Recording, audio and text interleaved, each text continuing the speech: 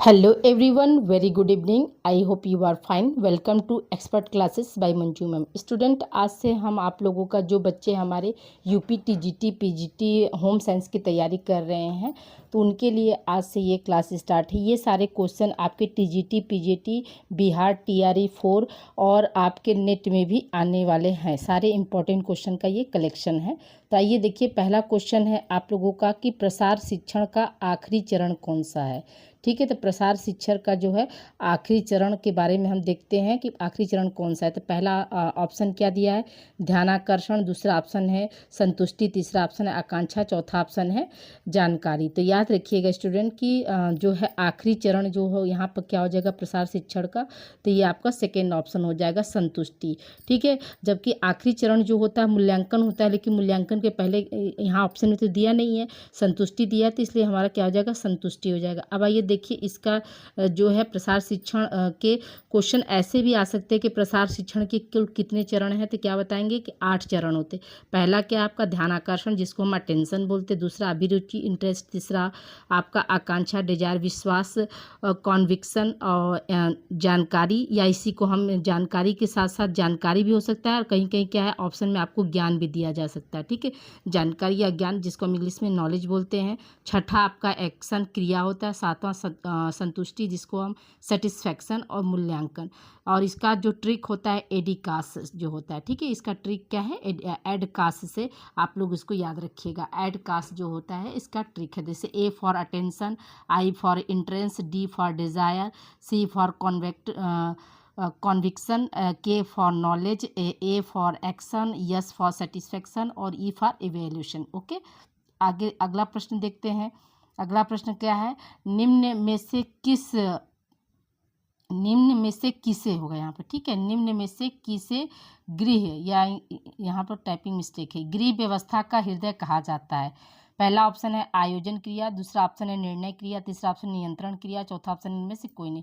तो हम क्या बताएंगे स्टूडेंट कि निर्णय क्रिया जो है वो आपका क्या है गृह व्यवस्था का हृदय कहा जाता है. निर्णय क्रिया को हम क्या है गृह व्यवस्था का हृदय कहते हैं. अगला प्रश्न हमारा क्या है कि प्रसार शिक्षण की जनसंपर्क विधि है. प्रसार शिक्षण में कौन कौन सी जो विधि जो है हमारी जनसंपर्क विधि के अंतर्गत आती है. तो पहला ऑप्शन है दृश्य श्रव्य साधन. दूसरा है सोशल मीडिया. तीसरा है इंटरनेट. चौथा उपरोक्त सभी. तो यहाँ पे क्या हो जाएगा आपका उपरोक्त सभी वाला ऑप्शन सही हो जाएगा. अगला प्रश्न हमारा क्या है, यह किसने कहा है कि निर्णय व्यवस्था प्रक्रिया की सबसे छोटी इकाई है परंतु भौतिक विज्ञान में अणु है. यहाँ पर अणु नहीं अणु होगा. ठीक है, अणु के समान है.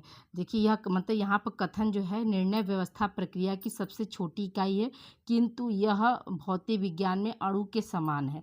तो कथन किसका है, ग्रास एवं क्रेंडल है, स्थर क्रू ब्रेटेन है, निकिल एवं डार्सी है. इनमें से कोई नहीं. तो यहाँ पे क्या हो जाएगा स्टूडेंट, आपका आंसर हो जाएगा स्थर क्रू ब्रेटेन ने कहा था कि निर्णय प्रक्रिया जो है निर्णय जो होता है वो व्यवस्थापन प्रक्रिया की सबसे छोटी इकाई होती है और यह क्या है भौतिक विज्ञान में अणु के समान होती थी. ये क्या किसका कथन है, स्थर क्रू ब्रेटेन का कथन है. अगला प्रश्न हमारा क्या है, थॉमस ग्रंथि खाली स्थान है के निर्माण में लिप्त होती. किसके निर्माण में लिप्त होती है, लिम्फोसाइट्स है, अस्थि है, इंसुलिन है.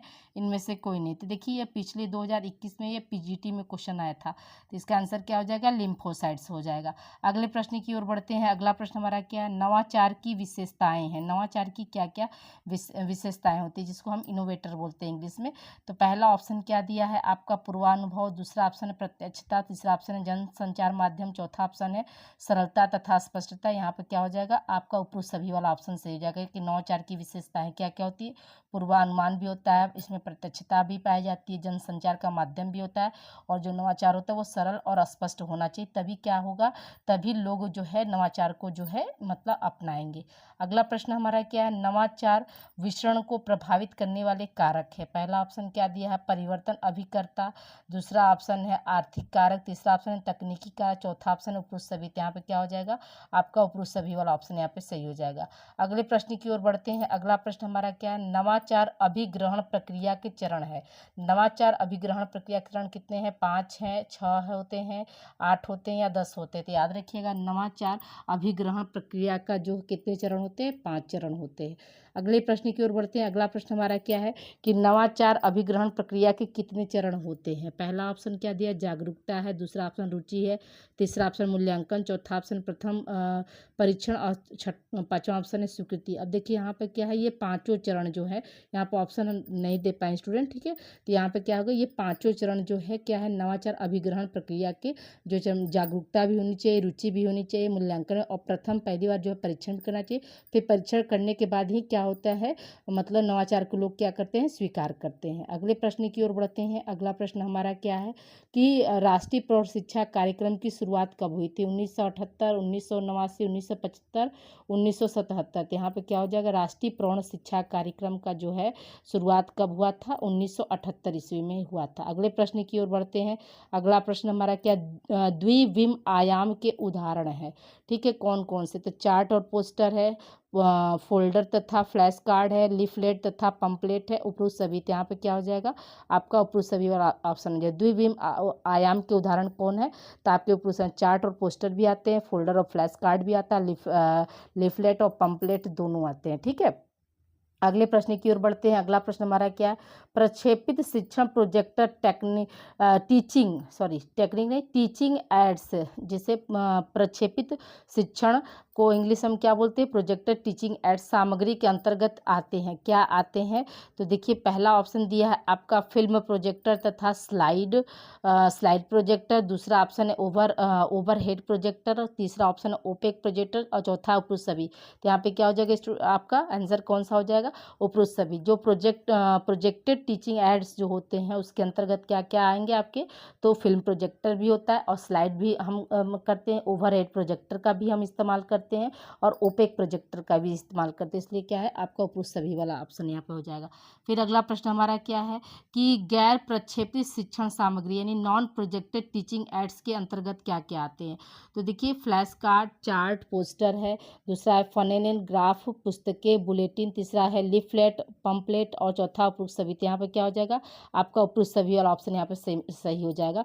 नॉन प्रोजेक्टेड टीचिंग एड में जो है कौन कौन से आएंगे, तो फ्लैश कार्ड भी आता है आपका, चार्ट भी आता है, पोस्टर भी आता है, फनेल ग्राफ भी आती हैं, पुस्तकें भी आती हैं, लीफलेट का भी हम इस्तेमाल करते हैं और पंपलेट का भी इस्तेमाल करते हैं। अगला प्रश्न हमारा क्या है, लक्ष्य का प्रकार नहीं है, ठीक है, लक्ष्य का प्रकार नहीं। पहले तो हम जानते हैं कि लक्ष्य जो कितने प्रकार का होता है, 3 प्रकार का होता है, दीर्घकालिक लक्ष्य, अल्पकालिक लक्ष्य और मध्यकालीन। यहाँ पर क्या हो जाएगा आपका सार्वभौमिक लक्ष्य जो है नहीं होगा, ठीक है। अगले प्रश्न की ओर बढ़ते हैं। अगला प्रश्न हमारा क्या, पूर्व बाल्यावस्था की विशेषता है, कौन कौन सी जो है विशेषताएं जो पूर्व बाल्यावस्था में पाई जाती है। पूर्व शालेय अवस्था, पूर्व समूह अवस्था, जिज्ञासा वृत्ति अवस्था, उपरोक्त सभी। यहाँ पे क्या हो जाएगा आपका उपरोक्त सभी जो है पूर्व बाल्यावस्था की विशेषताएं हैं। अगला प्रश्न हमारा क्या है, आरबीसी में क्या नहीं मिलता है। पहला ऑप्शन है आपका केंद्रक, हीमोग्लोबिन, पानी और प्लाज्मा। तो आरबीसी में हमको क्या नहीं मिलता है, तो याद रखिएगा कि केंद्रक नहीं मिलता है, यानी केंद्रक यानी इसको इंग्लिश में हम क्या बोलते हैं, न्यूक्लियस जो है आरबीसी में नहीं पाया जाता, जबकि हीमोग्लोबिन, पानी, प्लाज्मा ये सब क्या है आरबीसी में पाया जाता है। तो ये आप लोगों का जो है एक क्विक रिवीजन के तौर पर हमने आज क्लास लगाया था। आज के क्वेश्चन आपको कैसे लगे आप लोग प्लीज़ कमेंट करके ज़रूर बताइएगा। ओके बाय, अपना ध्यान रखिएगा। Thank you for watching. मिलते हैं हम ऐसे ही मतलब इंपॉर्टेंट क्वेश्चन के साथ अगली क्लास में। Thank you for watching.